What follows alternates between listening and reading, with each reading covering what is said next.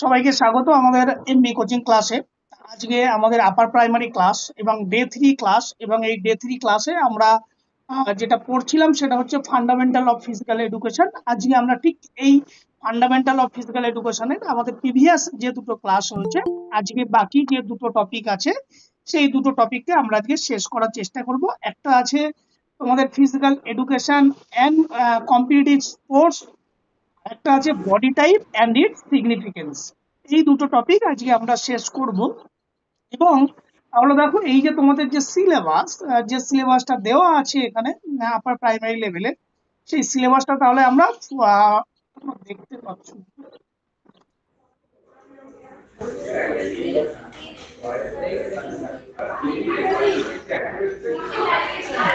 এই যে সিলেবাস, সেই সিলেবাসটা তাহলে তোমাদের কাছে কভার হয়ে যাবে। পুরো সিলেবাসটা আমরা ইউনিট 1 একটাকে অধ্যায়কে শেষ করতে পারবো।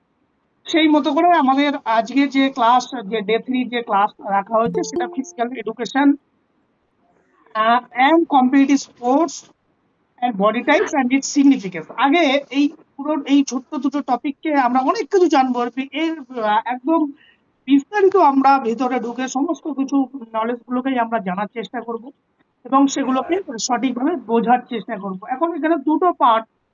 এখানে প্রথম টপিকটা আছে যেহেতু physical education and competitive sports, এই পার্টটাকে আমরা বুঝে নিই। এই পার্টটাকে বুঝতে গেলে দেখো, যেখানে physical education and competitive sports বুঝতে গেলে আমরা আরেকটু ফিজিক্যাল এডুকেশনটাকে, শারীর শিক্ষার প্রকৃত অর্থ কি সেটাকে যদি আমরা একটু ঝালিয়ে নিই।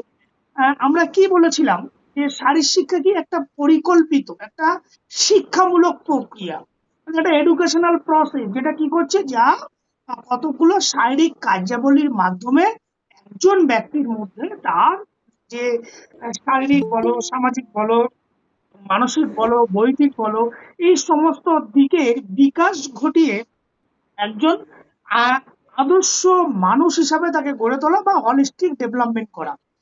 এইটা হচ্ছে এই ফিজিক্যাল এডুকেশনের মূল কথা বা মূল অর্থ। এই এই ফিজিক্যাল এডুকেশনের মধ্যে কিন্তু কখনোই শুধুমাত্র যে গেমস অ্যান্ড স্পোর্টস এর মধ্যে সীমাবদ্ধ হবে এমন বিষয়টা নয়। এটা কি হবে, এখানে গেমস অ্যান্ড স্পোর্টস একটা শারীরিক ক্রিয়াকলাপের পার্ট, সেটাতে অংশগ্রহণ করবে। অংশগ্রহণ কেন করবে? শারীরিক ভাবে নিজেকে সুস্থ রাখতে, নিজেদের মধ্যে মোটর এবিলিটি ডেভেলপ করতে, বিনোদনমূলক কার্যক্রমে অংশগ্রহণ করবে। এবং আলটিমেট মূল লক্ষ্য হচ্ছে এটা একটা মাধ্যম, যে মাধ্যমকে হেল্প করবে ওই শিক্ষার লক্ষ্যে, অর্থাৎ হলিস্টিক ডেভেলপমেন্টে পৌঁছানো। এই কথাগুলো এখানে লেখা আছে। আমরা যদি জাস্ট মূল কতগুলো বিষয় আমরা দেখি, যে আজীবন বিকাশ ও শেখার প্রক্রিয়া। ফিজিক্যাল এডুকেশন কি, ইট ইজ একদম life long process. Life long process means একদম তোমার জন্ম থেকে মৃত্যু পর্যন্ত এই আজীবন বিকাশ কিন্তু ফিজিক্যাল এডুকেশনে চলতে থাকে। আর কি করে, সামগ্রিক ব্যক্তিত্বের উন্নয়নের উপর জোর দেয়। সামগ্রিক মানে holistic development, all development of the personality, of human personality. আজ আমাদের প্রত্যেকের মধ্যে যে সার্বিক বিকাশ সাধন, সেই বিকাশ সাধন করাই শারীর শিক্ষার মূল লক্ষ্য। আর কি করে, যেটা করে এনকারেজ করবে health, fitness, discipline, team work and moral value. তাহলে এই যে সমস্ত গুলো, এটা কি, এটা কে করছে? ফিজিক্যাল এডুকেশন করছে। ফিজিক্যাল এডুকেশনের কথা তাহলে সিম্পলি আমরা যদি এক কথায় বলি যে what is physical education, simply আমরা কি বলতে পারি, শারীর শিক্ষা হচ্ছে একটা শিক্ষামূলক প্রক্রিয়া, যার মাধ্যমে কি করছে, বিভিন্ন শারীরিক কার্যাবলীর মাধ্যমে আমাদেরকে একজন সুস্থ এবং সাবলীল আদর্শ নাগরিক হিসাবে গড়ে তুলছে। এটাই হচ্ছে আমাদের ফিজিক্যাল এডুকেশন বা শিক্ষার মূল।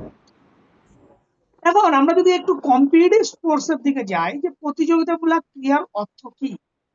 কম্পিটিটিভ স্পোর্টস মানে কি, সেখানে একটা কম্পিটিটিভ নেচার। এখানে মূল হচ্ছে কি, প্রতিযোগিতামূলক ক্রিয়া, এটাও কতগুলো সংগঠিত এবং কতগুলো নিয়ম কানুন মধ্যে আবদ্ধ, যার মূল লক্ষ্যই হবে কি, সেই প্রতিযোগিতায় জয়লাভ করা, তোমার পারফরমেন্স কে সর্বোচ্চ পর্যায়ে সেটাকে প্রদর্শন করা। এখন এইটা যদি করতে চাই, কোনো কম্পিটিশনে যদি জয়লাভ করতে চাই, পারফরমেন্স কে যদি ডেভেলপ করতে চাই, তাহলে কি আমাদের বিশেষভাবে ট্রেনিং এর প্রয়োজন। বিশেষভাবে দক্ষতা যদি না থাকে তাহলে তো আমরা কম্পিটিশনে জয়লাভ করতে পারবো না। এবং আমাকে যে আমি যে পার্টিকুলার গেমস অ্যান্ড স্পোর্টসে আমি কম্পিটিশনটা করতে যাব, সেই গেমস অ্যান্ড স্পোর্টস এর সঠিকভাবে আমাদের নিয়ম কানুন সেগুলোকে জানা দরকার। তার যে টেকনিক আছে, তার যে কলা কৌশল গুলো আছে, সেগুলোকে আমরা ভালো করে রপ্ত করা দরকার। এবং এটি সাধারণত কোথায় ঘটে? বিভিন্ন স্টেট লেভেল বলো, ন্যাশনাল লেভেল বলো, ইন্টারন্যাশনাল লেভেল বলো, স্কুল বলো, কলেজ বলো, বিভিন্ন সময় হয়ে থাকে। তাহলে এই যে ফিজিক্যাল এডুকেশন আর কম্পিটিটিভ স্পোর্টস, দুটোর ডিফারেন্স বোঝা গেছে। Physical education holistic development, competitive sports কি করছে? মূলত একটা পারফরমেন্স প্রদর্শনের একটা জায়গা, যেখানে একটা অন্যকে আমি পরাজিত করে জয়লাভ করার যে একটা প্রবণতা, সেখানেও কতগুলো সংগঠিত নিয়মাবলী থাকবে, সেখানেও শারীরিক কার্যকলাপ অংশগ্রহণ থাকবে, সেক্ষেত্রে কি হবে? বিশেষ প্রশিক্ষণের প্রয়োজন হবে, এবং সেখানে কতগুলো টেকনিক বা স্ট্র্যাটেজি এগুলোকে দরকার হবে, সেগুলোর মতো স্টেট, ন্যাশনাল এবং ইন্টারন্যাশনাল এই লেভেলে প্রয়োজন, তাকে আমরা কম্পিটিটিভ স্পোর্টস বলবো। এখন এই দুইয়ের মধ্যে সম্পর্ক কি? Physical education, relation between competitive sports, physical education আর কম্পিটিটিভ স্পোর্টস সম্পর্ক কি? দেখো, ফিজিক্যাল এডুকেশন কি বলছে? যে ফিজিক্যাল এডুকেশন হচ্ছে একটা শিক্ষামূলক প্রক্রিয়া, যে সার্বিকভাবে বিকাশ করছে। আর অন্যদিকে কম্পিটিটিভ স্পোর্টস কি করছে? কতগুলো নিয়ম কানুনের মধ্যে আবদ্ধ, যেখানে মূল লক্ষ্য হচ্ছে পারফরমেন্সের জয়লাভ, মূল লক্ষ্য হচ্ছে কম্পিটিশনের জয়লাভ। তাহলে দুটোর পার্থক্য দেখো ভালো করে ক্লিয়ার। এবার এছাড়াও আরো কতগুলো জিনিস আমরা ভাগ করেছি, একটা হচ্ছে ভয়েস ভয়েস ক্যাচারটা কার খোলা আছে, সমস্যা হচ্ছে, একটু বন্ধ করুন। হ্যাঁ বলো। স্যার বলছি ভয়েস ক্যাচার কার ওপেন আছে, তো কি সমস্যা হচ্ছে, ওর জন্য বলছি একটু আচ্ছা, সবাই একটু বন্ধ। মিউট করে দেবে, কিছু বলার হলে তখন তোমরা করবে, বাদ বাকি এমনি টাইমে একটু মিউট করে দাও সবাই।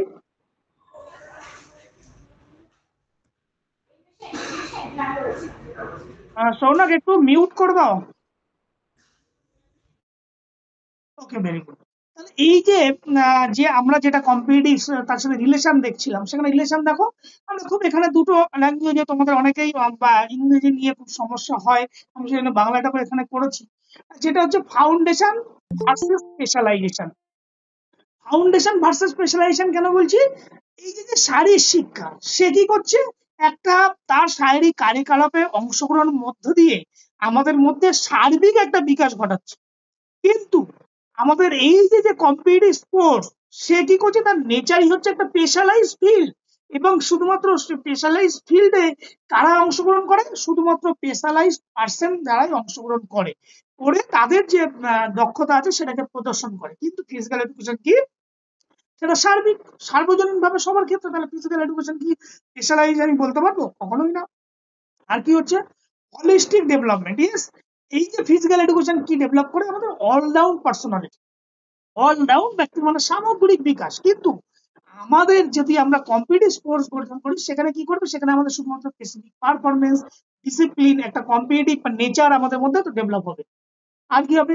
Mutual reinforcement. মিউচুয়াল রিএনফোর্সমেন্ট মানে পারস্পরিক কিভাবে সহযোগিতা করছে। পারস্পরিক সহযোগিতা মানে, দেখো এই যে ফিজিক্যাল এডুকেশন, তার তার মাধ্যম হচ্ছে শারীরিক ক্রিয়াকলাপ। তাহলে কম্পিটিটিভ স্পোর্টস, সেটা করতে গেলে তো আমাদের ভ্যারাইটিস অফ ফিজিক্যাল অ্যাক্টিভিটি করতে হয়। এবং সেখানে যে আমরা যে কম্পিটিটিভ স্পোর্টস এ অংশগ্রহণের মাধ্যমে আমাদের মধ্যে যে পারস্পরিক সহযোগিতা, বা আমাদের মধ্যে যে কোনো একটা লক্ষ্যকে আমরা জয়লাভ করার যে প্রবণতা, যে ডিসিপ্লিন, যে শৃঙ্খলা, যেগুলো আমরা শিখি, তার মানে কি পরস্পরের মধ্যে একটা আন্ডারস্ট্যান্ডিং আছে। এখন এই আন্ডারস্ট্যান্ডিং আছে যদি থাকে, তাহলে কি হবে? আমাদের যে কোনো শিক্ষণটাকে খুব সহজে আমরা সেটাকে শিখতে পারবো। আর একটা কি? Life long impact. Life long impact মানে হচ্ছে, ধরো আজীবন কিভাবে প্রভাব পড়বে। ফিজিক্যাল এডুকেশন যদি তুমি করো, তাহলে সারাটা জীবন তুমি কি থাকবে? জীবনের সুস্থ হেলদি লাইফস্টাইল তুমি বিলং করতে পারবে। কিন্তু এই যে যারা আর কম্পিটিটিভ স্পোর্টস কি হবে? তোমাকে একটা কেরিয়ার একটা তৈরি করতে সাহায্য করবে, এবং তোমার মধ্যে একটা ন্যাশনাল ইন্টারন্যাশনাল লেভেলে তোমাকে প্রতিনিধিত্ব করার একটা সুযোগ, বা তোমার মধ্যে একটা চাহিদা তৈরি হবে। আর কি আছে? আর যদি অবজেক্টিভ আমরা দেখতে চাই যে এই competitive sports and physical education এর মূল লক্ষ্য উদ্দেশ্য কি? দেখো, একটা হচ্ছে ফিজিক্যাল ডেভেলপমেন্ট। কারণ দুটোই আমরা মাধ্যম হিসাবে বেছে নিয়েছি কি? Physical activity. তাহলে ফিজিক্যাল অ্যাক্টিভিটিতে এই ফিজিক্যাল আমাদের শরীরে কি কি ডেভেলপ করে? ইমপ্রুভ করবে ওভারঅল হেলথ, আমাদের যে সার্বিক যে স্বাস্থ্য, সেটাকে ডেভেলপ করবে, স্ট্রেংথ ডেভেলপ করবে, এন্ডুরেন্স ডেভেলপ করবে, ফ্লেক্সিবিলিটি, মোটর স্কিল ডেভেলপ। এবং আজীবন যদি আমরা ফিটনেস এর একটা ভিত্তি, মানে সারা জীবন যাতে আমাদেরকে ফিটনেস বজায় থাকে, এবং আমাদের মধ্যে যেন কোনো প্রকার ডিজিজ না আসে, সেই ডিজিজ আসার যে প্রবণতা রোধ করার, তাহলে রোধ করার প্রবণতা মানে কি? ডিজিজ আসার ঝুঁকি আমাদেরকে কমাবে, সেইভাবে আমাদেরকে ডেভেলপ করে। মেন্টাল কগনিটিভ ডেভেলপ করবে, কিভাবে? আমাদের মধ্যে কি করবে, আমাদের মধ্যে যে আমাদের যে memory power, problem solving ability, decision making, thinking ability, concentration, আমাদের যে মেমোরি, এই সমস্ত দিকগুলো কি করবে, আমাদের এই ফিজিক্যাল অ্যাক্টিভিটির মাধ্যমে সেগুলোকে ডেভেলপ করতে সাহায্য করবে। আর কি করবে? সোশ্যাল ডেভেলপমেন্ট, সামাজিক বিকাশ ঘটাতে সাহায্য করবে। সামাজিক বিকাশ মানে পরস্পরের সাথে যাতে সহযোগিতা, দলগত একসাথে মিলেমিশে কাজ করার যে ক্ষমতা, অন্যকে যে শ্রদ্ধা করা, একটা নাগরিকত্ব হিসাবে যে গড়ে তোলা, সেইগুলোকে ডেভেলপ করবে ফিজিক্যাল এডুকেশন স্পোর্টস এর মাধ্যমে। আর কি করবে? ইমোশনাল অ্যান্ড মোরাল ডেভেলপমেন্ট, আমাদের মধ্যে একটা ইন্টার ডিসিপ্লিন নেচার তৈরি করবে। নিজেদের মধ্যে সেলফ কন্ট্রোল, রেসপন্সিবিলিটি তৈরি হবে, প্রিজার্ভেশন তৈরি হবে, সততা এবং নিয়ম মেনে ন্যায্য খেলার প্রতি একটা মানসিকতা কিন্তু এই গেমস অ্যান্ড স্পোর্টস এর মাধ্যমে তৈরি হবে। আর কি হবে? স্কিল অ্যান্ড পারফরমেন্স ডেভেলপমেন্ট, আমাদের কি হবে, এই যে শারীরিক শিক্ষায় অংশগ্রহণের মাধ্যমে কি হবে, বিভিন্ন varieties of motor skill develop হবে, এজিলিটি, কোঅর্ডিনেশন, হ্যাঁ, ইত্যাদি গুলো ডেভেলপ হবে। আবার যখন আমরা কম্পিটিটিভ স্পোর্টস করবো, সেখানে আমাদের কি হবে, বিভিন্ন রকম যে ফিটনেস ক্যাপাবিলিটি আছে সেগুলো সর্বোচ্চ পর্যায়ে বিকাশ ঘটাতে সাহায্য করবে। আর কি হচ্ছে? Recreational and life long participation, এর মাধ্যমে আমরা এই যে খেলা বা কম্পিটিটিভ স্পোর্টস, এই ধরনের যে ফিজিক্যাল অ্যাক্টিভিটির মধ্যে আমরা যদি পার্টিসিপেশন করি, তাহলে কি হবে, আমাদের মধ্যে একটা আনন্দ, অনেক সময় কি হয়, আমরা রিক্রিয়েশনাল কিছু করি, আমাদের মধ্যে একটা এনজয়মেন্ট পাবো, আমাদের মধ্যে একটা রিল্যাক্সেশন পাবো, যার ফলে কি হবে, এই আনন্দ বা এই রিল্যাক্সেশন বা এই রিক্রিয়েশনাল পার্ট, এটা আমাদেরকে আজীবন সুস্থ রাখতে সাহায্য করবে। আর কি আছে? আর হচ্ছে ট্যালেন্ট আইডেন্টিফিকেশন, এই যে শারীরিক শিক্ষা কারিকুলাম বা এই যে কম্পিটিটিভ কোর্স, সেখানে মাঝে মধ্যে যখন স্টেট লেভেল বা স্কুল কলেজে গেম কম্পিটিশন হয়, আমরা তখন কি তাদের যে পারফরমেন্স দেখে ছাত্রদেরকে আমরা অনেক সময় বলি না, ওই ছেলেটা ভালো, এই গেমে হয়তো ভবিষ্যতে ভালো রেজাল্ট করতে পারবে, তাহলে আমরা কি ট্যালেন্ট আইডেন্টিফিকেশন করতে সাহায্য করি।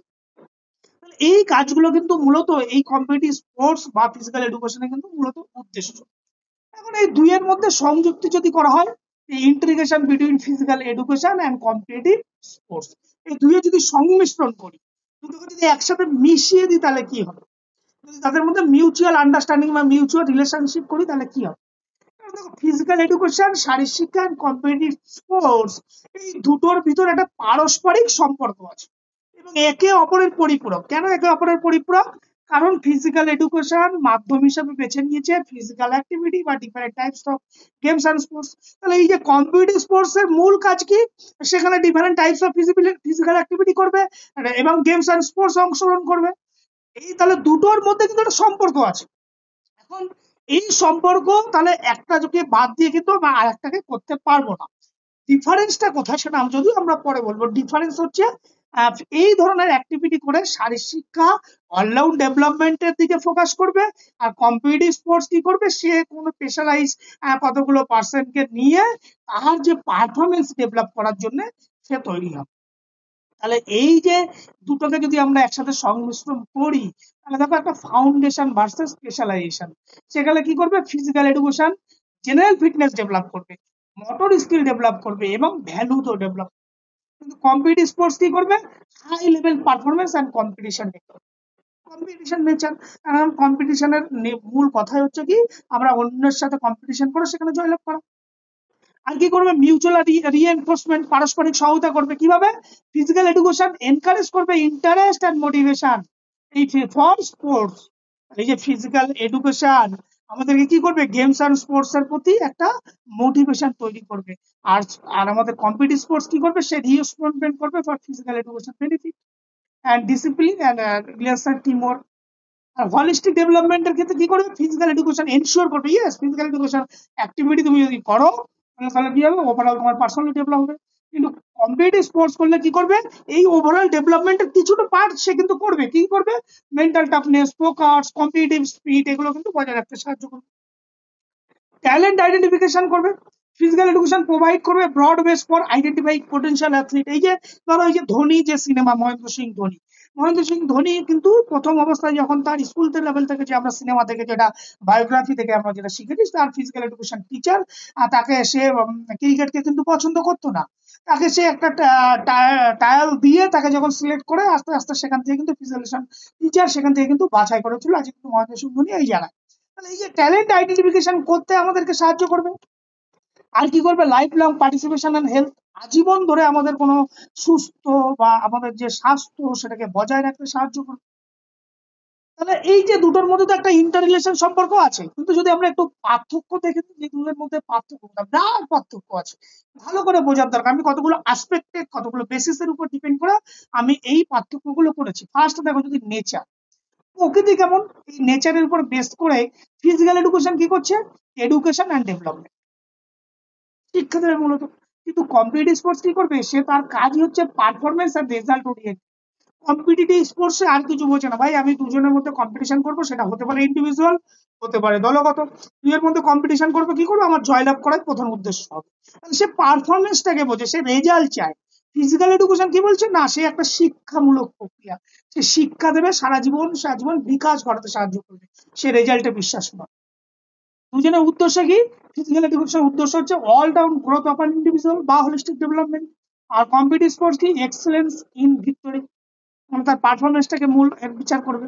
পার্টিসিপেশন কি, অল স্টুডেন্ট, সবাই শারীরিকভাবে সবাই পার্টিসিপেশন করে ফিজিক্যাল এডুকেশনে।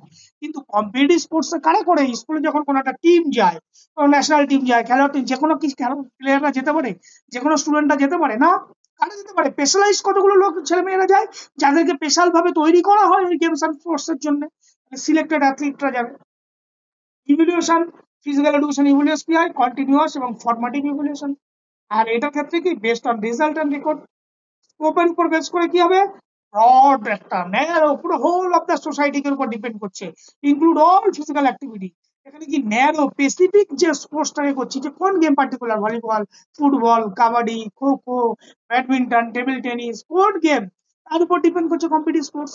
দৃষ্টিভঙ্গি কি, মূলত ফিজিক্যাল এডুকেশন অ্যাক্টিভিশন করবো, পার্টিসিপেশন অ্যান্ড এনজয়মেন্ট। কিন্তু আমরা কম্পিটিটিভ স্পোর্টস করবো কম্পিটিশন অ্যান্ড অ্যাচিভমেন্ট। এর মানে কি, school college best on learning, এখানে ক্লাব হতে পারে, স্টেট হতে পারে, ন্যাশনাল হতে পারে, ইন্টারন্যাশনাল হতে পারে। ক্লিয়ার? এখন এই ফিজিক্যাল এডুকেশনের বা এই কম্পিটিটিভ স্পোর্টস এর এডুকেশনাল ভ্যালু কি, শিক্ষামূলক মূল্য কোথায়, কি শিক্ষামূলক মূল্য, আগের কথাগুলোই দেখো কি ডেভেলপ করে, ফিজিক্যাল ফিটনেস ডেভেলপ করবে। ফিজিক্যাল ফিটনেস এর মধ্যে কি, strength, endurance, flexibility, overall develop করবে। মোটর স্কিল ডেভেলপ করবে, মোটর স্কিলের মধ্যে কি, ফাইন মোটর আছে, গ্রস মোটর অ্যাক্টিভিটি ডেভেলপ করবে।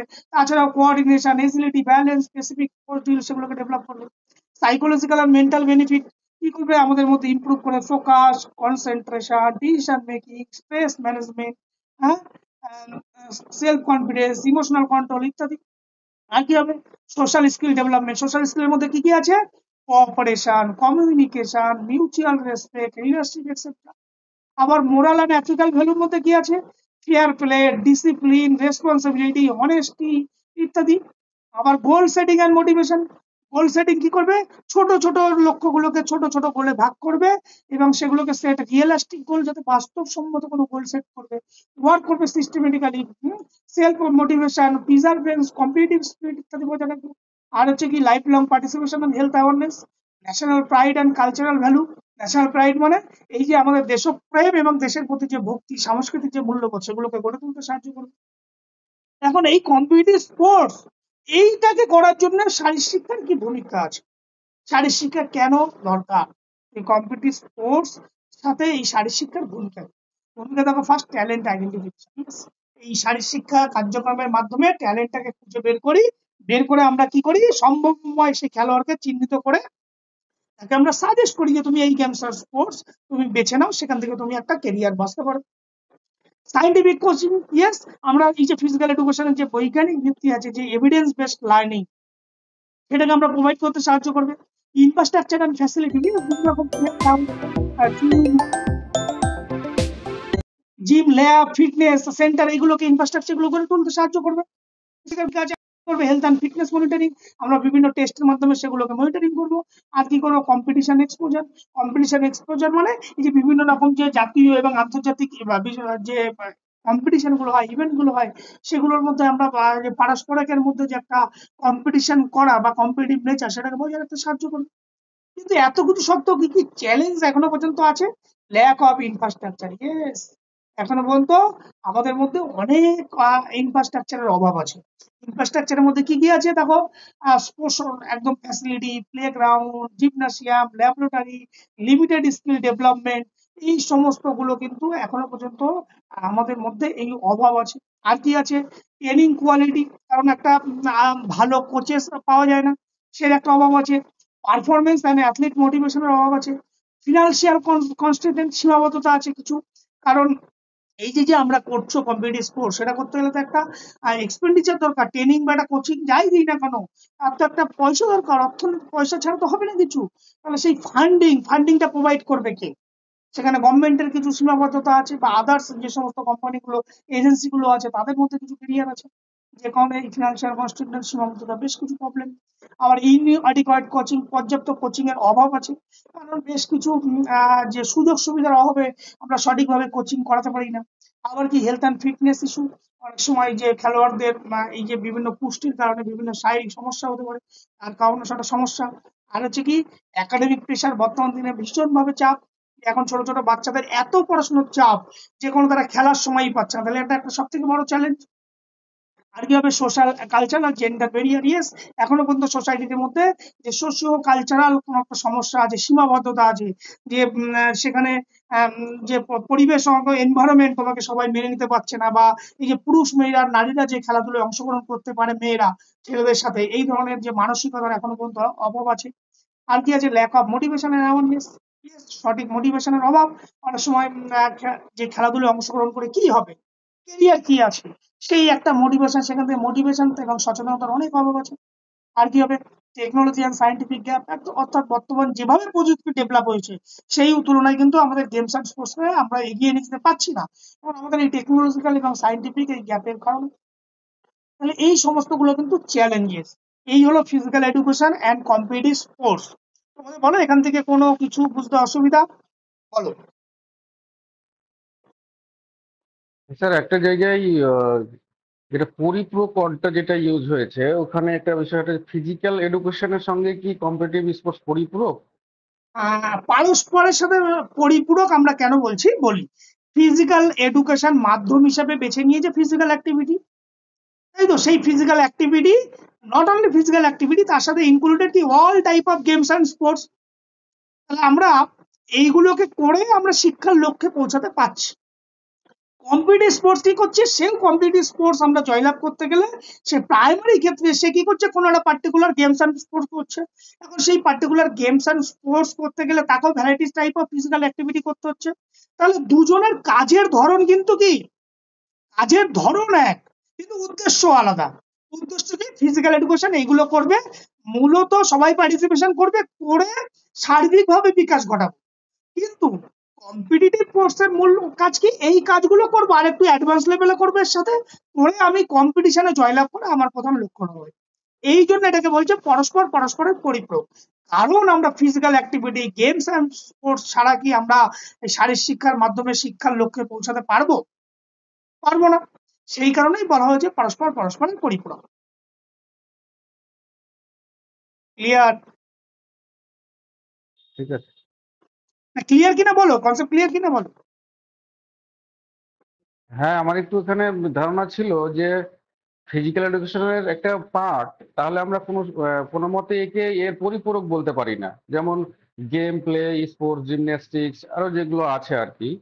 তো কম্পিটিটিভ স্পোর্টস যেমন প্লে গেম, স্পোর্টস গেমের থেকে স্পোর্টস আরো বেশি সংগঠিত। সংগঠিত তো ওর না, বেশি তুমি বেশি ওই প্লেটা দৃষ্টিকোণ, বেশি।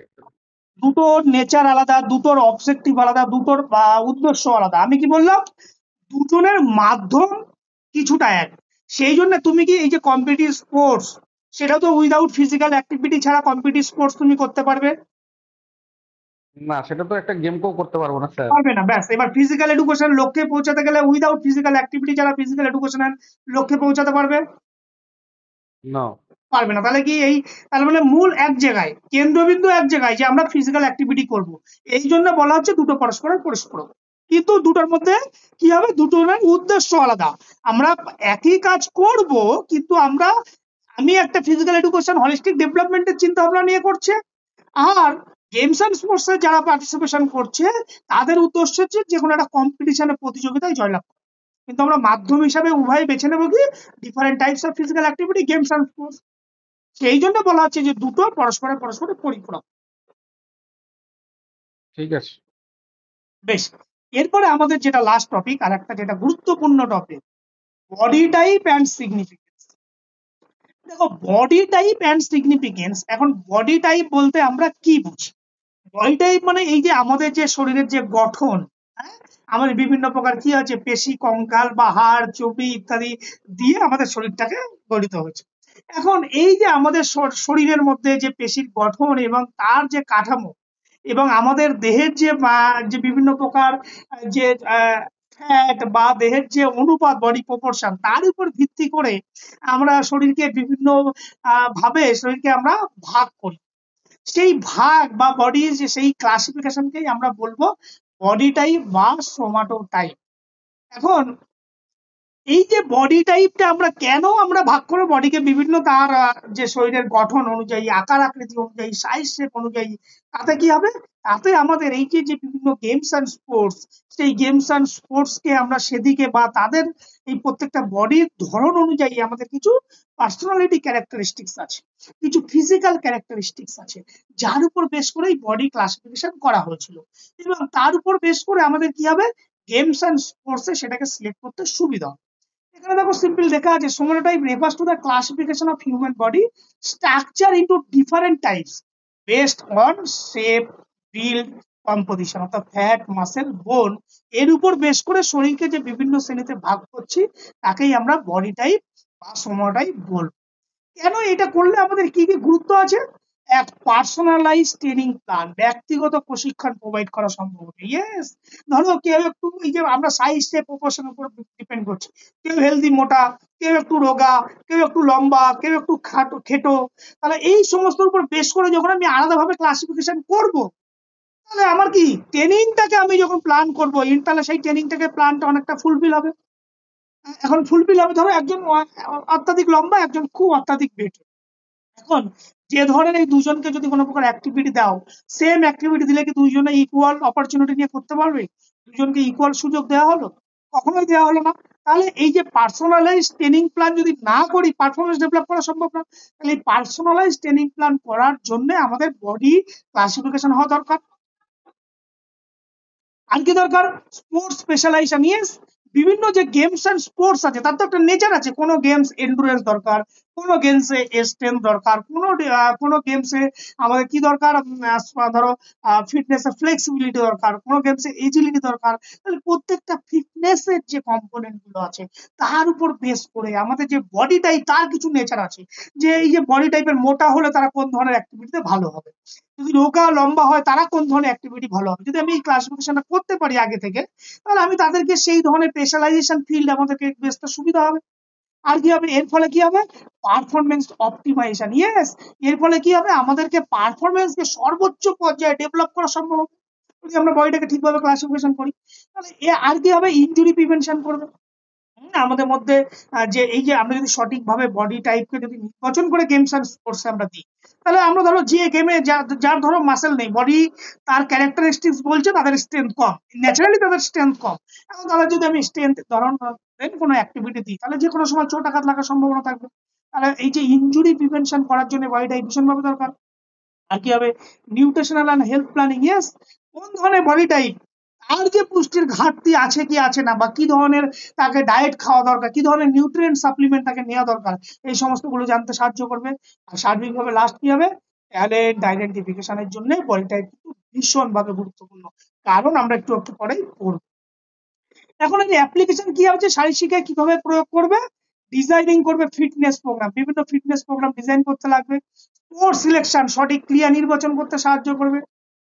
মনিটরিং গ্রোথ অ্যান্ড ডেভেলপমেন্ট, বৃদ্ধি বিকাশের জন্য সাহায্য করবে। Injury prevention, nutrition health guidance enhance করবে। অ্যাথলেটিক পোটেনশিয়াল, একই জিনিস দুবার লেখা আছে, দুবার মানে যে ওইটার একটা দিক, তার দিকের পয়েন্ট গুলো একই। এখন মূল যে জায়গাটা হচ্ছে টাইপস অফ বডি টাইপ। এই যে বিভিন্ন যে varieties types of body type আছে, সেই বডি টাইপস গুলোকে বোঝা, কারা কারা বডি টাইপের ক্লাসিফিকেশন দিয়েছিল, কত সালে ক্লাসিফিকেশন দিয়েছিল, কি কি নাম, কিসের উপর বেস করে দিয়েছিল, সেই জায়গাগুলোকে মাথায় রাখা। ফার্স্ট আমরা যে বডি টাইপের কথা বলবো, ডক্টর উইলিয়াম এইচ সেলডন, যেটা 1940 সালে তিনি হিউম্যান বডিকে 3 ভাবে ভাগ করেছিল। মানুষের যে গঠন এবং মানুষের যে মেন্টাল ক্যারেক্টারিস্টিক্স, তার উপর ভিত্তি করে, অর্থাৎ শারীরিক এবং মানসিক, এই দুটো আর উপর ভিত্তি করে হিউম্যান বিং কে 3 টাইপস এ ক্লাসিফিকেশন করেছে। তোমরা সবাই জানো সেগুলো কি কি? এন্ডোমর্ফ, মেসোমর্ফ, একটোমর্ফ। এখন কত সালে করেছিল? 1940। এখন যদি আমি এখানে একটু যদিও লিখেছি, দেখো কনসেপ্ট অফ অরিজিন কে করেছিল? সেলডন। আর মেন টাইপস কি ছিল? এন্ডো, মেসো, একটো। পারপাস কি ছিল? To understand the body structure, performance potential and fitness, সেগুলোকে বোঝার জন্য। এখন এইগুলোর আমরা যদি একটু ডিটেলস দেখি, যে ডিটেলস যদি আমরা একটু আলোচনা করি যে এন্ডোমর্ফ কেমন, মেসোমর্ফ কেমন, একটোমর্ফ কেমন, তাদের পার্সোনালিটি ক্যারেক্টারিস্টিক্স কেমন, তাদের বডি টাইপ কেমন, সেগুলো দেখো আমি সুন্দর করে একটা ছকের মাধ্যমে দিয়েছি, যাতে যে কোনো টাইপের প্রশ্ন আসলে তোমরা করতে। আমরা তিনটেকে এট এ টাইম বলে যাবো। বডি স্ট্রাকচার, বডি স্ট্রাকচার আমরা ফার্স্ট রেখেছি একটোমর্ফ। এই যে একটোমর্ফ মানে কি? বডি স্ট্রাকচার কি বলেছে দেখো, থিন, আচ্ছা টল, আমরা একটু বাংলা বলে দিচ্ছি কারণ অনেকেই তোমরা বুঝতে পারবে না। বডি স্ট্রাকচার মানে কি? এই যে একটো মানে মিস কারা? যারা সাধারণত একটু রোগা এবং লম্বা, যারা রোগা এবং লম্বা, যারা একটু দুর্বল প্রকৃতির হয়, যাদের এই শোল্ডার এবং আমাদের হিপ জয়েন্ট একটু সরু টাইপের হয়, তারা লম্বা ধরনের মানুষ যারা, তারা হচ্ছে এই একটোমর্ফ টাইপ। মেসোমর্ফ কারা? মেসোমর্ফ হচ্ছে যারা ধরো পেশি বল, বেশ মাসেল টাসেল আসে, বেশ শক্তশালী এবং কাঁধ চওড়া এবং কোমরটা সরু, অনেকটা ভি শেপ বডি আকৃতি, তারা হচ্ছে মেসোমর্ফ। এন্ডোমর্ফ কারা? তারা এন্ডো মিন্স যারা হচ্ছে একটু বেটে এবং যারা একটু মোটা, যাদের বডি ওয়েট একটু বেশি এবং যাদের শরীরটা একটু অনেকটা গোলাকার এবং নরম প্রকৃতি, তারা হচ্ছে এন্ডোমর্ফ। এখন এদের যদি বোন স্ট্রাকচারের উপর বেশ করে দেখি, কি হবে? এরা একটু একটু হালকা ধরনের লাইট বোন এদের মধ্যে থাকে, সূক্ষ্ম এবং হালকা অস্থি এদের মধ্যে থাকে। আর যারা মেসোমর্ফ তাদের কি হবে? ঘন এবং হেভি অস্থি থাকে, হেভি বোন। আর যারা এন্ডোমর্ফ তাদের কি হবে? অনেকটা ব্রড এবং থিক বোন, অনেকটা মোটা অস্থি এদের মধ্যে থাকে। মাসেল ডেভেলপমেন্ট দেখি, poorly develop muscle, poorly develop মানে কম বিকশিত মাসেল, খুব বেশি ডেভেলপ নেই এদের। আর যারা মেসোমর্ফ তাদের ওয়েল উন্নত এবং শক্তিশালী পেশি। আর যারা এন্ডো তাদের কি হবে? তাদের শরীরে কি হবে? বেশি পরিমাণে চর্বি দ্বারা ঢাকা থাকে মাসেল। ফ্যাট লেভেল কি হবে? ফ্যাট লেভেল যারা এন্ডো তাদের খুবই কম পরিমাণে ফ্যাট থাকবে। মেসোমর্ফ যারা, তাদের মাঝারি পরিমাণে থাকবে। সব থেকে বেশি কাদের থাকবে? এন্ডোমর্ফের। মেটাবলিজম কি হবে? ভেরি ফাস্ট, দ্রুত বিপাক ক্রিয়া হবে। আর হচ্ছে ব্যালেন্স মেটাবলিজম, আর হচ্ছে স্লো মেটাবলিজম। ফিজিক্যাল অ্যাপিয়ারেন্স কেমন হবে? এরা সাধারণত ছিপছিপে, লম্বা এবং রোগা আকৃতির হবে। আর যারা মেসোমর্ফ তারা কি হবে? এরা একটা ক্রিয়াশীলভ, একটা প্রশস্ত কাঁধ এবং একটা শক্তিশালী বডি টাইপ, সেরকম টাইপের হবে। আর যারা হচ্ছে এন্ডোমর্ফ তারা কি হবে? গোল গাল, খেটো বেটো এবং একটু বেশ নাদুস নুদুস সেরকম একটা চেহারা হবে। টেম্পারমেন্ট মানে তাদের মানসিক বৈশিষ্ট্য, পার্সোনালিটি কেমন হবে? সাধারণত যারা একটোমর্ফ তারা একটু অন্তর্মুখী এবং তারা একটু লাজুক টাইপের হয়ে থাকে এবং তারা সবসময় একটু চিন্তাশীল টাইপের হয়ে থাকে। আর যারা মেসোমর্ফ তারা সবসময় নিজের উপর সেলফ কনফিডেন্স, আত্মবিশ্বাস, সাহসী হয়, উদ্যমী হয় এবং অ্যাক্টিভ, যে কোনো কাজে তারা ঝাঁপিয়ে পড়তে চায়। কিন্তু যারা এন্ডোমর্ফ তারা কি হয়? তারা একটু বেশ মিশুকে টাইপের হয়, তারা একটু সবসময় হাসি খুশি, আনন্দ প্রিয় এবং কখনো একটু অলসতা ভাবে বিলাসবহুল জীবন যাপন করতে তারা ভালোবাসে, মূলত এন্ডোমর্ফ। স্ট্রেংথ, যদি স্ট্রেংথের উপর বেস করি, মূলত হচ্ছে এন্ডুরেন্স এন্ড এজিলিটি। যারা একটোমর্ফ তাদের এন্ডুরেন্স এন্ড এজিলিটি, এই ধরনের এবিলিটি তাদেরকে ইনভলভ ভালো। যারা মেসোমর্ফ তাদের সমস্ত স্ট্রেংথ, এন্ডুরেন্স, স্পিড, কোঅর্ডিনেশন সমস্ত দিকগুলো ভালো। আর যারা হচ্ছে মূলত এন্ডোমর্ফ, বেটে এবং মোটা, তারা কি হবে? স্টেবিলিটি, পাওয়ার এন্ড ব্যালেন্স তাদেরকে ভালো হবে। আর উইকনেস, দুর্বলতার জায়গা কোথায়? লো পাওয়ার এন্ড স্টেমিনা। এখানে স্টেমিনা মানে শক্তিকে বোঝাচ্ছে। এই যে মূলত যারা হচ্ছে একটু লম্বা টাইপের, তাদের মধ্যে মূলত তারা স্ট্রেংথ খুব কম পরিমাণে থাকে। আর মেসোমর্ফের মধ্যে কি বলছে? এরা হচ্ছে একটু, এদের যদি এরা কোনো সময় অ্যাক্টিভিটি বন্ধ করে দেয় তাহলে কি হবে? ধীরে ধীরে ধীরে ধীরে এদের ওয়েটটাকে গেইন হয়, কারণ এরা পেশিবহুল এবং শক্তিশালী। আর যারা লো, বেটে এবং মোটা, তাদের মধ্যে কি হয়? তাদের মধ্যে স্ট্রেংথ বেশি থাকে কিন্তু তাদের মধ্যে এন্ডুরেন্স কিন্তু very low, endurance very low, অর্থাৎ স্পিড এন্ড এন্ডুরেন্স কম মাত্রায় থাকে। এবং সুইটেবল স্পোর্টস, কোন ধরনের স্পোর্টস? মূলত এটা কিন্তু খুব গুরুত্বপূর্ণ। Long distance running, marathon, cycling, gymnastics, badminton, এই ধরনের গেমস অ্যান্ড স্পোর্টসে কিন্তু যারা একটমর তাদের ক্ষেত্রে ভীষণ ভালো করেছে। আর যারা মেসোমর তাদের সব ধরনের গেমই তারা পছন্দ, তার মধ্যে বেস্ট হচ্ছে football, hockey, basketball, boxing, sprinting, weight lifting etcetera. আবার যারা হচ্ছে এন্ডোমর্ফ তারা সাধারণত একটু হেভি অ্যাক্টিভিটি, স্ট্রেন্থ টাইপের activity, shot put throw, discus throw, wrestling, archery ইত্যাদি অ্যাক্টিভিটিতে তারা পারদর্শী হয়। ট্রেনিং ফোকাস কোন দিকে দেওয়া উচিত? মূলত স্ট্রেন্থ অ্যান্ড এন্ডুরেন্স, যেটা ঘাটতি আছে, আর কি বলতো এটা স্কিল রিএনফোর্সমেন্ট দরকার, আর fat reduction and aerobic training দরকার। ডায়েট রেকমেন্ডেশন কি রেকমেন্ডেশন করবে? High calorie and protein rich খাবার তাদেরকে দিতে হবে। মেসোমর্ফের কি করতে হবে? অলওয়েজ ব্যালেন্স ডায়েট দিতে হবে। আর যাদের এন্ডোমর তাদের অলরেডি ফ্যাট আছে, তাদের তাদের কি হবে? লো ফ্যাট জাতীয় এবং হাই ফাইবার জাতীয় খাবার তাদেরকে প্রোভাইড করতে হবে। এক্সাম্পল যেমন marathon runner, sprinter, power based endurance. আর common health issue underweight and fatty, এদের মধ্যে সবসময় আন্ডারওয়েট বা ফ্যাটিক এর মধ্যে ক্লান্তি থাকে। আর এরা কি হবে? যারা মেসোমার তারা সাধারণত পেশিটার muscle strain and over training এর মধ্যে পড়ে। আর যারা হচ্ছে এন্ড্রোমর তারা কি হয়? ওবেসিটি বা হেলথ রিলেটেড রিস্ক তাদের মধ্যে থাকে। স্পোর্টস সিলেকশন ভ্যালু, ক্রীড়া নির্বাচনের কি কি গুরুত্ব? Suitable for speed endurance game, যে ধরনের গেমসে মূলত স্পিড এবং এন্ডুরেন্স যুক্ত আছে তাদেরকে, কারণ এদের মধ্যে এন্ডুরেন্স এবিলিটি ভালো। আর মেসোমরফে কি suitable for power and strength. আর এদের মধ্যে কি, সরি, হ্যাঁ, এদের মধ্যে কি আছে? Suitable for power based static event. Static event মানে কি, এদের মধ্যে এন্ডুরেন্স এবং স্ট্রেংথ দুটোই কম, ওই জন্য স্ট্যাটিক ইভেন্ট বলা হচ্ছে। তাহলে দেখো এই হলো হচ্ছে এন্ডোমর্ফ, মেসোমর্ফ, একটোমর্ফ অ্যাকর্ডিং টু সেলডন। কত সালে সেলডন এই ক্লাসিফিকেশনটা করেছিল বলো? 1940। 1940। Very good. 40। এরপরে স্যার আমরা আরেকটা ক্লাসিফিকেশন, এন্ডোমরফের কি স্যার স্টেবিলিটি বেশি, ব্যালেন্স বেশি তাহলে স্যার? বলো বলো বলো। স্যার এন্ডোমরফের কি ব্যালেন্স বেশি? এন্ডোমর্ফ ব্যালেন্স বেশি। বেশি মানে কি, একটু ব্যালেন্স ক্যাপাবিলিটি অন্যদের তুলনায় ভালো, ইন ওয়ান কোয়ালিটি ভালো। এরপর আসছি আমরা আর একটা ক্রেসমারের বডি টাইপ অ্যান্ড পার্সোনালিটি। এই ক্রেসমার কত সালে দিয়েছিল? আর্নেট ক্রেসমার, যার পুরো নাম, যেটা হচ্ছে জার্মান সাইকাইটিস্ট ছিল, যেটা 1921 কিন্তু দিয়েছিল, এই বডি টাইপকে ভাগ করেছিল। ইউজ কি জন্য ইউজ হয়? Mostly psychology and psychiatry. এখন এই ক্রেসমার কি বলছিল বডিটা? কেউ কিছু বলছো? স্যার হ্যাঁ বলো। হ্যাঁ স্যার, বলছিলাম এটা স্যার 1925। কোথায় 25 পেয়েছো? স্যার আমি এটা দেখে বলবো স্যার আপনাকে, এটা 25 দেখেছিলাম। আচ্ছা ঠিক আছে, আরেকবার দেখে নেবে। এখানে সম্ভবত 1920 ঠিক হয়। আছে স্যার। তাও একবার আমি দেখে নেবো, তুমি যখন বললে তুমি পেলে আমাকে রেফারেন্সটা পাঠিয়ে দেবে। এগুলো অনেকটা জায়গা ইয়েস সোর্স স্যার। থেকে বুঝে তো করা হয়েছে, ভুল হওয়ার কথা না, হতেই পারে। এখন এই ক্রেসমার কি করেছিল? ক্রেসমার আমাদের যে বডি টাইপ দেখো, সেই বডি টাইপের উপর যে বডি স্ট্রাকচার এবং তার যে বিহেভিয়ার তার উপর ডিপেন্ড করে বডি টাইপকে চারটে ভাগে আমাদেরকে ভাগ করেছিল। কি কি? একটা হচ্ছে অ্যাস্থেনিক, একটা হচ্ছে অ্যাথলেটিক, আর একটা হচ্ছে টেকনিক, আর একটা হচ্ছে ডাইপ্লাস্টিক। এই চার ভাগে ভাগ করেছিল এবং চারজনের আলাদা আলাদা ক্যারেক্টারিস্টিক্স এর উপর বেস করে ভাগ করেছিল। আর যারা অ্যাস্থেটিক তারা কি হচ্ছে, তারা তাদের যে ফিজিক্যাল ক্যারেক্টারিস্টিক তারা কি হবে? তারা একটু সাধারণত লম্বা এবং রোগা, ঠিক আগের যে একটোমর্ফের কথা বললাম এখানেও সেই একই জিনিস, যে tall, thin, narrow shoulder and chest.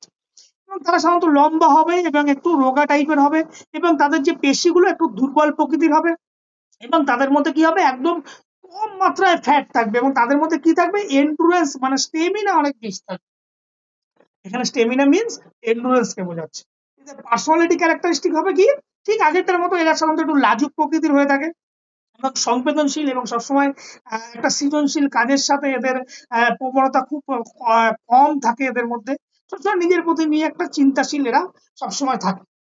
এবং এদের যে সাইকোলজিক্যাল যে প্রবণতা, সব থেকে বেশি এরা অতিরিক্ত চিন্তা করে, অতিরিক্ত চিন্তা, বা এরা একটা হচ্ছে ওভার থিঙ্কিং কোন একটা জিনিস বিষয়কে নিয়ে এরা করতে থাকে। এদের মধ্যে কোন কোন গেমে এরা সাধারণত লং ডিস্টেন্স রানিং এর ক্ষেত্রে ভালো হয়, আর্চারিতে ভালো হয়, ব্যাডমিন্টন ভালো হয়, যোগের ক্ষেত্রে ভালো হয়, ইত্যাদি বিষয়গুলো। এখন আমরা যদি অ্যাথলেটিক যাই, অ্যাথলেটিক মানে ঠিক সেলডনের মেসোমর্ফ। এরা কি হবে, পেশিবহুল হবে, শক্তিশালী হবে এবং চওড়া কাঁধ হবে, বডি ভি শেপ আকৃতি হবে। এদের মধ্যে যে সাইকোলজিক্যাল কি থাকবে, এদের মধ্যে একটা কনফিডেন্ট থাকবে, লিডারশিপ কোয়ালিটি থাকবে, একটা সাহসী মানসিকতা থাকবে, যে কোনো কাজের মধ্যে ঝাঁপিয়ে পড়ার একটা প্রবণতা থাকবে এবং এদের মধ্যে একটা ব্যালেন্স পার্সোনালিটি কিন্তু এদের মধ্যে থাকে। যে কোনো পরিবেশের সাথে এরা কিন্তু নিজেকে মানিয়ে নিতে পারে। এরা সাধারণত কোন কোন গেমে ভালো হয়, ফুটবল, ওয়েস্টলিং, বক্সিং, অ্যাথলেটিক, হকি ইত্যাদি বিষয়গুলো। এগুলো কি জন্য, ideal for power speed contact sports. যে ধরনের গেমস অ্যান্ড স্পোর্টস এর পর পাওয়ার এবং দরকার এবং স্পিড দরকার, স্ট্রেন্থ দরকার, সেই ধরনের এই অ্যাথলেটিক টাইপ অফ তারা যদি তাদেরকে দাও, তারা অনেক ভালো রেজাল্ট ওখান থেকে করবে। এরপরে আছে কি, আরেকটা আছে তোমার টেকনিক। টেকনিক মানে কি, এরা সাধারণত একটু ওই এন্ডোমর্ফ টাইপের, একটু খাটো ধরনের হবে, বেটে এবং মোটা, এদের হেলদি চেহারা এবং একটু নরম তুলতুলে এদের শরীর হয় এবং একটুখানি এদের ফ্লেক্সিবিলিটি এবং খুব কম হয়। আর এবং এরা যেটা করতে ভালোবাসে, এরা একটু আনন্দ প্রিয় এবং ভোগবিলাসী, খেতে ভালোবাসে, আনন্দ প্রিয় এবং সবসময় হাসি মুখে থাকতে ভালোবাসে। এবং এদের যেটা, এরা কখনো অলস ভাবে কিন্তু এরা জীবনযাপন করায় এবং এই জন্য এদের অনেক সময় মেজাজ খিটমিটে টাইপের হয়ে যায়। এবং এদের মূলত কোন ধরনের অ্যাক্টিভিটিতে দেওয়া দরকার, মূলত weight lifting, shot put, kabaddi, discus throw, এই ধরনের অ্যাক্টিভিটি কিন্তু তারা ভালো রেজাল্ট। এই জন্য এদেরকে suitable for strength base game, need weight control, আর strong team work and enthusiasm. অর্থাৎ দলগত যে দলীয় কার্যক্রম কিন্তু এরা ভালো রেজাল্ট করবে। আর ডায়াপ্লাস্টিক মানে কি, এরা সাধারণত আমাদের এই যে নর্মাল থেকে যে স্পেশাল চাইল্ড আছে, হ্যাঁ, আমাদের যে সাধারণ যে আমরা নর্মাল হিউম্যান ব্রেন থেকে আমাদের যদি যে স্পেশাল চাইল্ড আছে, তাদেরকে এই ক্যাটাগরিতে বলা হয়েছিল। এদের কিছু হয়তো দেহের কোনো অঙ্গ প্রত্যঙ্গের ইরাগুলার কি বলবো, কাঠামোর পরিবর্তনের কারণে এই যে সমস্ত ক্যাটাগরি ছেলেমেয়েরা থাকবে, তাদেরকে এই ক্যাটাগরিতে ভাগ করা হয়েছিল, যে অঙ্গ প্রত্যঙ্গের কোনো বৈষম্য হলে এটা অনেক সময় কি হয়, এরা একটু ভারসাম্যহীন হয়ে পড়ে এবং এদের মধ্যে কিছু ফিজিক্যালি কিছু ব্যারিয়ার বা থাকে, যাদেরকে আমরা স্পেশাল চাইল্ড হিসাবে বলি। এরা সাধারণত একটা, এদের মধ্যে অনেক সময় সেলফ কনফিডেন্সের অনেক অভাব, আচরণের মধ্যে অনেক রকম ইরেগুলারিটি এদের মধ্যে লক্ষ্য করা যায়। এরা সাধারণত কি হয়, অ্যাডাপ্টেড স্পোর্টস রিলেটেড কোনো কিছু যদি আমরা মডিফাই করি, সেই ধরনের স্পোর্টস এদেরকে দেওয়া যেতে পারে। তাছাড়া ইন জেনারেল নর্মাল যে স্পোর্টস, সেক্ষেত্রে এদের জন্য নয়। এখন এই এই হচ্ছে মূলত হচ্ছে ক্রেসমারের বডি টাইপ। এরপরে আমরা যদি আরেকটা বডি টাইপ দেখি, আচ্ছা বলো, ক্রেসমারের বডি টাইপ নিয়ে আর কোনো কথা আছে বলা? No sir. আচ্ছা বেশ, হিপোক্রেটসের যদি বডি টাইপস দেখি, দেখা যাচ্ছে প্রায় আনুমানিক 460 থেকে 370 বিসি খ্রিস্টপূর্বাব্দ থেকে হিপোক্রেটস বডি টাইপকে দু ভাগে বডি টাইপকে ভাগ করেছিল, যাকে বলা হয় father of medicine. Father of মেডিসিনের জনককে হিপোক্রেটস। এখন এই হিপোক্রেটস প্রথমে কি করেছিল, যে আমাদের শরীরে যে বিভিন্ন প্রকার যে দেহ রস আছে, যাকে হিউমার বলা হয়, সেই দেহ রসের উপর ভিত্তি করে বডি টাইপকে 4 ভাগে ভাগ করেছিল। সেগুলো কি কি, একটা হচ্ছে ব্লাড, যাকে বলা হয় সেনগুইন, একটা হচ্ছে ইয়েলো বাইল, যাকে বলা হয় কোলারিক, আর একটা হচ্ছে ফ্লেগেম, যাকে বলা হয় ফ্লেগমাটিক, আর একটা হচ্ছে ব্ল্যাক বাইল, যাকে বলা হয় মেলানকোলিক। এখানে তার যে এই যে ডোমিন প্রধান যে উপাদানগুলোর উপর বেস করে ভাগ করেছিল, যাদেরকে ব্লাড বা সেনগুইন বলবো, সেটা হচ্ছে ইয়ার, আর ইয়েলো বাইল হচ্ছে ফায়ার, আর হচ্ছে ফ্লেগমাটিক হচ্ছে ওয়াটার, আর হচ্ছে ব্ল্যাক বাইল হচ্ছে মাটি। এখন এদেরও কিছু কিছু বৈশিষ্ট্য ছিল। সেই বৈশিষ্ট্যগুলো কি কি, এরা সাধারণত এই যে যারা হচ্ছে এই আহ, যে ব্লাড বা স্যাঙ্গুইন, তাদের যে ফিজিক্যাল ক্যারেক্টারিস্টিক গুলো আছে, সেগুলো দেখো, তারা একটু কমপ্লেক্সন হবে, গুড সার্কুলেশন হবে, লিভারলি হবে, রাডি হবে। এরা সাধারণত যে কোনো প্রকার টিম গেম, যে কোনো প্রকার টিম গেমে কিন্তু এরা সাধারণত এই গ্রুপগুলো খুব ভালো হয়। ইয়েলো বাইল কোনগুলো, সাধারণত competitive sports, individual competitive sports নেচারে কিন্তু ভালো হয়। দেখো ব্লাড বা স্যাঙ্গুইন যাদের, প্রশ্ন আসতেই পারে, ব্লাড বা স্যাঙ্গুইন যারা, তারা হচ্ছে টিম গেমে ভালো। ইয়েলো বাইল যারা, তারা হচ্ছে কম্পিটিটিভ স্পোর্টস, যে কোনো ইন্ডিভিজুয়াল গেমে ভালো। আর যারা হচ্ছে ফ্লেগম্যাটিক, সাধারণত তারা আর্চারি, চেস, যোগা, এই ধরনের কম্পিটিটিভ স্পোর্টস এর মধ্যে ভালো। আর যারা ব্ল্যাক বাইল, তারা মূলত এন্ডুরেন্স অ্যাক্টিভিটির জন্য তাদেরকে ভালো, ম্যারাথন রানার ইত্যাদি বিষয়গুলো। এছাড়া হিপোক্রেটস আরো দু ধরনের বডি টাইপ মানে আমাদেরকে ভাগ করেছিল, তোমরা সবাই জানো, 400 খ্রিস্টপূর্বাব্দে, যেটাকে মূলত কিসের উপর বেশ করে ভাগ করেছিল, আমাদের body structure, disease tendency and পার্সোনালিটির উপর বেশ করে। হ্যাঁ, যেটা হচ্ছে একটা হ্যাবিটাস অ্যাপোলোইয়াস, আর একটা হচ্ছে এখানে আছে হ্যাবিটিয়াস পিথিসিকাস। পিথিসিটাস। পিথিসিকাস।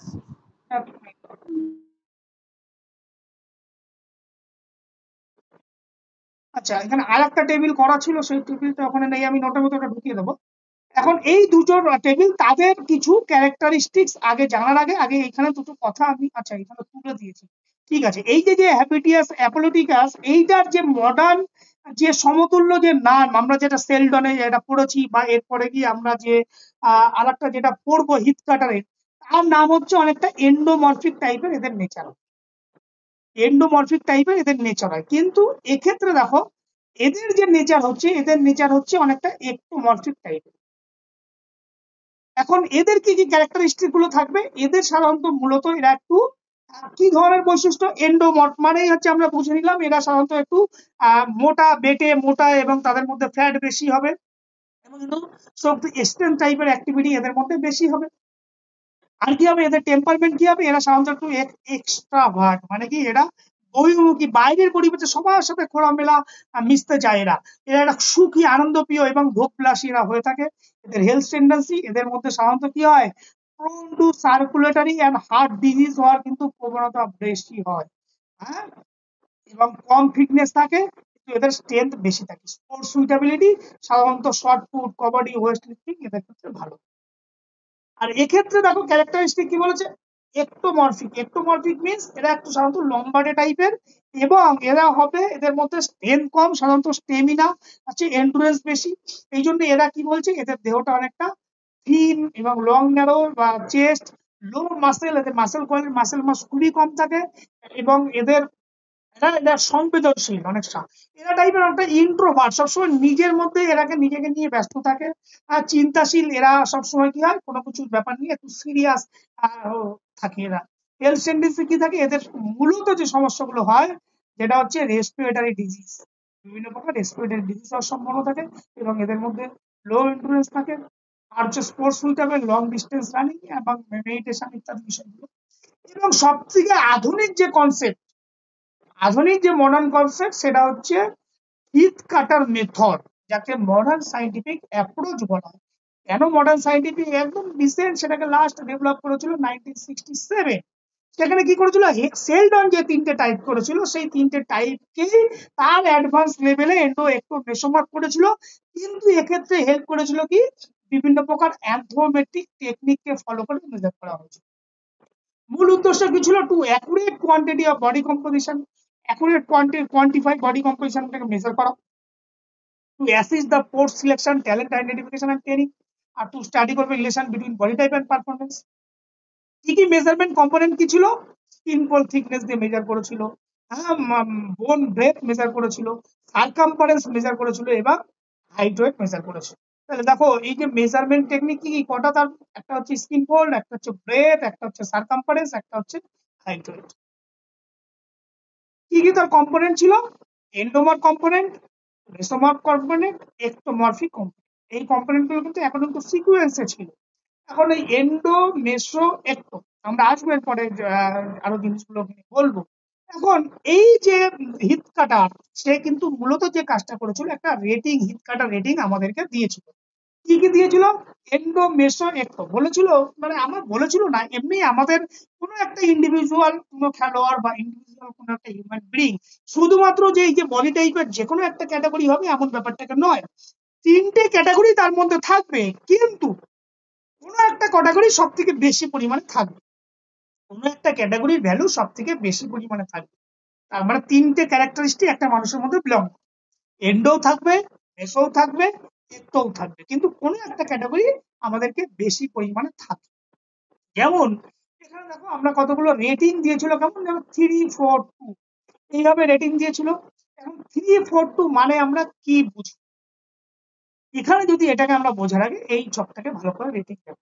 এখানে 6 মানে কি, এন্ডো, 2 মানে কি, মেসো, আর 1 মানে কি, একটো। তাহলে এখানে আমি ডোমিনেন্ট বডি টাইপ লিখেছি এন্ডোমরফিক। কেন এন্ডোমরফিক লিখলাম, সব থেকে বেশি যে ভ্যালুটা আছে, সব থেকে বেশি যে ভ্যালুটা আছে আমি সেটাকে ডোমিনেন্ট ফ্যাক্টর বলছি। তাহলে এই যে যদি সব থেকে বেশি কি এন্ডোমরফিক, যদি এগুলোর নাম আমি আস্তে আস্তে চেঞ্জ হবে, আগে প্রথমে এটা দিয়ে বোঝো। এন্ডোমরফিক, তাহলে এন্ডোমরফ হলে তারা কি হবে, তারা সাধারণত একটু বেটে মোটা হবে এবং তারা মূলত শর্ট ফুট, ওয়েস্টলিফট এই ধরনের অ্যাক্টিভিটি করবে। আর যারা মেসোমর তাদের মানে কি ব্যালেন্স বডি, তারা বক্সিং, ফুটবল, ওয়েট লিফটিং এ পারদর্শী হবে। আবার যাদের মধ্যে একটোমর তারা সাধারণত marathon, high jump, long distance running করতে হবে। এখন এইটা নিয়ে আমরা আরেকটু কথা বলবো, নিচে সব এক্সাম্পল দেওয়া আছে। আর আগে আমরা যদি কম্পারিজন দেখে নিই, যে সংক্ষেপে একবার ঝালিয়ে নিই। হিপোক্রেটস কত সালে করেছিল? 400 BC। সেখানে মূলত 4টে টাইপে ভাগ করেছিল: সেঙ্গুইন, কলারিক, মেলানকলিক, ফ্লাগমাটিক। আর হচ্ছে ক্রেসমান 1921, অ্যাস্থেনিক, অ্যাথলেটিক, পিকনিক, ডায়াপ্লাস্টিক। সেলডান কি করেছিল? এন্ডো, মেসো, একটো। তাহলে এই যে ক্লাসিফিকেশন গুলো আছে, এখানে সমস্ত কিছু জাস্ট একবার রিভাইজ দেওয়ার জন্য তোমাদেরকে আছে, তোমরা এখানে করে নেবে। মূল এই যে মেসোমর্ফ বা হিথ কাটারের এই যে রেটিং, এইটাকে ভালো করে শেখা দরকার। এখান থেকে বহুবার প্রশ্ন আসে, এটাকে ভালো করে জানা দরকার। এইটাকে জানতে গেলে তোমাদেরকে যেটা জানতে হবে সেটা হচ্ছে, আচ্ছা আর একটা জিনিস ছোট্ট যে না ওটা জানছি, তার আগে এই যে এন্ডো, একটো, মেসো, আচ্ছা এগুলো তো বলা, হ্যাঁ এই যে চলে এসো, এই যে এন্ডো, এই যে তোমাদের রেটিংটাকে বলেছিলাম যে এক্সাম্পল নাম্বার 1, সেখানে কি আছে? 253 253। এখন এই 2টা কি? 2 হচ্ছে মানে হচ্ছে এন্ডো, আর 5 হচ্ছে কি? মেসো, আর 3 হচ্ছে কি? একটো। এখন এইটা বোঝার ক্ষেত্রে যেটা আমাদেরকে করা দরকার, সেটা হচ্ছে এই যে ভ্যালুটা আছে 253, তার মতো সেকেন্ড যে ভ্যালুটাকে আমাদেরকে খুঁজে বের করতে হবে। সেকেন্ড ভ্যালু কোনটা তোমরা বলো? এখানে 253, সেকেন্ড ভ্যালু কোনটা? 3। তাহলে এই 3 মানে কি? হ্যাঁ, 3 মানে কি? একটোমর। একটোমর। 3 হচ্ছে একটোমর। আর ডমিনেন্ট ভ্যালু কোনটা? 5। মেসোমর 5। 5 মেসোমর। তাহলে আমি সেকেন্ড ভ্যালুটাকে সবার আগে বলবো। সেকেন্ড ভ্যালুটা কি? একটোমর। তাহলে একে বলবো আমি ectomorphic endomorph. Ectomorphic endomorph. Mesomorph. Sorry sorry mesomorph. Mesomorph, sorry. তাহলে এন্ডোমর্ফিক, মেসোমর্ফ। তাহলে একটোমর্ফিক মানে কি? আমাদের লো ফ্যাট থাকবে। মেসোমর্ফিক মানে কি? ব্যালেন্স থাকবে। একটোমর্ফিক থাকবে আমাদের মডারেট লেভেল থাকবে, যারা একটু মোটা এবং বেটে। তাহলে এটা কি হবে? একটোমর্ফিক, মেসোমর্ফ। আবার এক্সাম্পল যদি এইটাকে দেখে যদি তোমরা বলো 325, তাহলে এটা কি হবে? 325 এটা কি হবে? Endomorphic ectomorph. Endomorphic, ectomorph. Very good. এইগুলো কি আর ভুল হবে কখনো? না না নো স্যার। আচ্ছা বেশ। এক্ষেত্রে দেখো, বেটার আন্ডারস্ট্যান্ডিং 172, 7টা দেখো মোস্ট ডমিনেন্ট, কিন্তু অনেকটা বেশি। এই যে এন্ডোমর্ফ, মেসোমর্ফ থেকে কি অনেক বেশি। সেই জন্য একে কি বলা হচ্ছে? আমরা পিওর মেসোমর্ফ। কেন বলছি? কারণ দেখো very low fat. Low fat মানে কি? এন্ডোমর্ফ একদম ভেরি লো ফ্যাট এবং হাই মাসকুলার এবং লো হচ্ছে স্লিমনেস। এই জন্য এদেরকে বলছি পিওর মেসোমর্ফ। আবার দেখো 622, এদেরকে কি বলবো? পিওর এন্ডোমর্ফ। আবার 236, এদেরকে কি বলবো? এন্ডোমর্ফিক মেসোমর্ফ। 444, এটাকে কি বলবো? Balance body type. ক্লিয়ার? এবার যদি তোমাদেরকে আমি যদি এখানে একটা দিই, যদি ধরো 6, 8, 7, কি হবে বলো? আচ্ছা স্যার, স্যার বলছি যে এটা আগে বলো, তারপরে বলছি। 6, 8, 236। 7টাকে বলো। আচ্ছা, স্যার এটা একটোমরফিক মেসোমর। একটোমরফিক, মেসোমর্ফ। ঠিক আছে বলো। একটোমরফিক মেসোমর। ঠিক আছে বলো, এটা বলো। এক্টোমরফিক মেসো। আমি বলছি স্যার 236, ওটা স্যার লেখা আছে এন্ডোমরফিক মেসোমর, 2 কিন্তু ভুল, ওটা তো 236 হবে। এটা হচ্ছে মেসোমরফিক এন্ডোমর্ফ। আগে যাবে, ভুল হ্যাঁ স্যার আছে। ওইটা। ওটা ভুল আছে ওটা। ভেরি গুড, দেখার জন্য। Sir clear? এই হলো ইউনিট 1। এবার কি আমরা কুইজে স্যার চলে যাবো? বলছিলাম যে বইটার স্যার বলো, হ্যাঁ বলো স্যার বলো যে বলো। বইটার কথা বলছিলাম ওটা স্যার এ কে ভট্টাচার্যের বই sir, dimension of physical education. Arun Kumar Bhattacharya. আচ্ছা ঠিক আছে, তুমি যখন বললে আমি আরেকবার ওটাকে দেখে নেবো। হ্যাঁ স্যার, একবার ছবি তুলে আমি আমাকে দেখলাম পাঠিয়ে এখন দিবে, স্যার। হ্যাঁ? ঠিক আছে স্যার। হ্যাঁ, এবার কি আমরা কুইজে যাবো? Today quiz. Yes sir. সবাই রেসপন্স করবে তো? Yes sir. দুজনের উত্তর পেলাম, আর কারো উত্তর পাইনি, তার মানে সবাই করবে না। হ্যাঁ স্যার, হ্যাঁ স্যার, না হ্যাঁ স্যার, করবো। উত্তর দেবো। আচ্ছা বেশ, 1 নম্বর প্রশ্ন, which body type is generally suitable for endurance sports like long distance running? Bangla বলবো? ectomorph. একটমর্ফ একটমর্ফ। শিওর, তাহলে উত্তর ধরো কি? ধরো। ectomorph, long distance running. According to Crestmark, the picnic type is characteristic by মোটা Passable. গোলগাল উনি হচ্ছে বেশি মোটা বহুল কেন হবে? B sir, B option Sorry, sir. Round and fat. দেখা যাক উত্তর। Question number 3. Which chromotype has strong musculoskeletal system and excel in power Mesomorph. sports? মেসোমর্ফ মেসোমর্ফ। মেসোমর্ফ। Mesomorph. Question number 4. Teeth cutter Teeth cutter method পদ্ধতি। primarily used এর জন্য anthropometric measurement anthropometric measurement। Anthropometric. ঠিক আছে। Hippocrates Teeth cutter। Habitus Apolloticus is associated with বড় round body প্রশস্ত গোলাকার round body body. question number 6. Which body type prone to circulate and heart related disease? হ্যাবিটাস ওই পিথিসি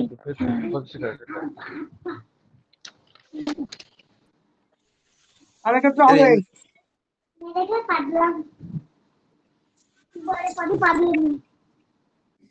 option B sir. ওটা sir V হবে কেন এটা? Diaplastic body type is primarily described as তাদেরকে বলা হয়, কে ডেসক্রাইব করেছে? Crestmark. অসামঞ্জস্য, যেটা ওই The Yes, body ma'am. type with long and narrow frame and low fat is Ectomorph.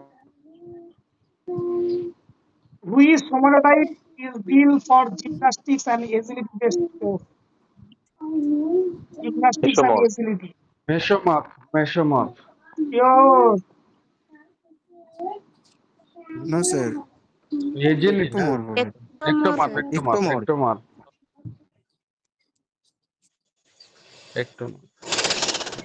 Tendon classified Three human type. body into 3 type. তিন প্রকার, 3 types. teeth কাটার পদ্ধতি কোনটি পরিমাপ করা হয় না?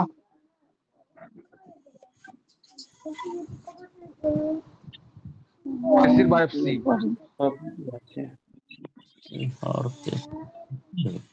B sir. Option C. Which body type is associated with sociable and cheerful temperament? Endomorph. Vashish. According to Hippocrates, Habitus Apicius is prone to কোন ধরনের উদ্ভিদ?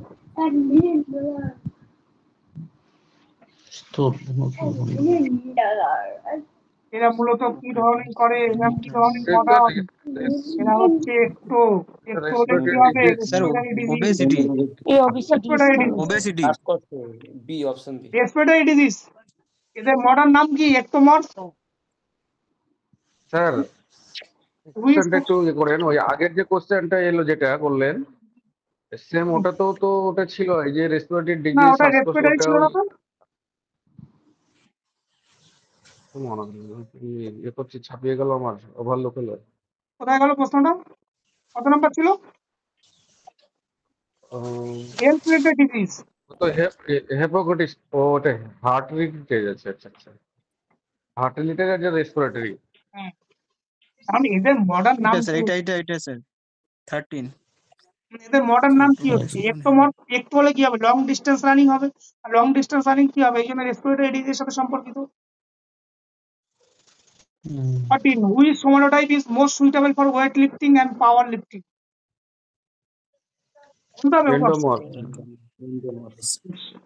এন্ডোমর্ফ Chesmar athletic type correspond to which Sheldon chromotype? Mesomorph. Ectomorph. heat cutter rating are expressed in the form of কোন ফর্মে প্রকাশ করা হয়? Option A sir. এন্ডোমার মেশার Which body type has high fat content and low agility? Endomorph ectomorph High fat. ও high fat endomorph iPad random. High fat হলো endo. Which measurement is crucial for assessing endomorphy in heat cutter? ইনফোল্ড Diaplastic is characteristics by ওই তো B irregular similarity কেন last প্রশ্ন competitive sports ectomorph excel in ভালো করছে ectomorph agility এন্ডোমার agility sports বেশ এই হলো আমাদের আজকের প্রশ্ন আর কোনো প্রশ্ন নেই আর প্রশ্ন আছে না আর প্রশ্ন নেই বলো এবার তোমাদের যে সিলেবাস যেটা আছে এই সিলেবাস থেকে দেখো ভালো করে এই সিলেবাস থেকে কোনো কোয়েরিজ বলছি স্যার বডি টাইপ থেকে কি ওই যেমন হিট কার্টার হলো এটা 1900 এটা কত হলো সালটা বেশ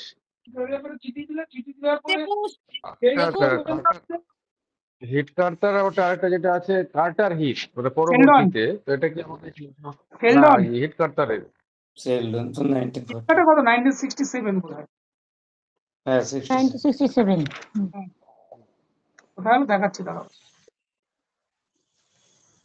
এই 1967 হ্যাঁ